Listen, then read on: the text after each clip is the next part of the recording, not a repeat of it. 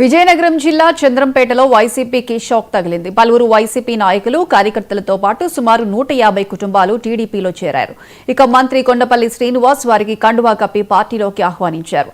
అనంతరం ఆయన మాట్లాడుతూ కార్యకర్తల కష్ట సుఖాల్లో పార్టీ అండగా ఉంటుందని చెప్పారు.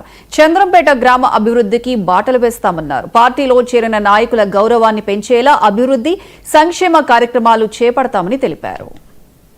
మీ అందరూ కూడా రావడం, ముఖ్యంగా చంద్రంపేట నుంచి రావడం మా అందరికీ కూడా చాలా సంతోషం. ఎందుకంటే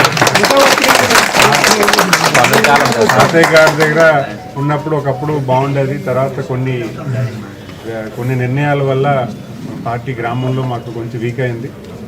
మీరు రావడం ఖచ్చితంగా గ్రామం మాకు మళ్ళీ బలం చేకూర్చేలా ఉంటుంది. గ్రామ అభివృద్ధి కోసం, గ్రామ డెవలప్మెంట్ కోసం మాకు ఇచ్చినటువంటి వినతులు అన్నీ కూడా ఏమున్నా కూడా చూసా తప్పకుండా చేస్తాము. ఎవరికి ఏ ఇబ్బంది వచ్చినా, ఏ కుటుంబానికి ఇబ్బంది వచ్చినా కూడా మేము పనిచేయడానికి సిద్ధంగా ఉన్నాము.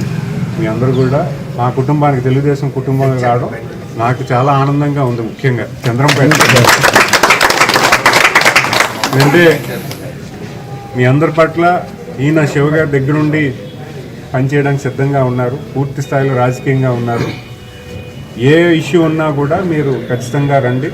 శివగారు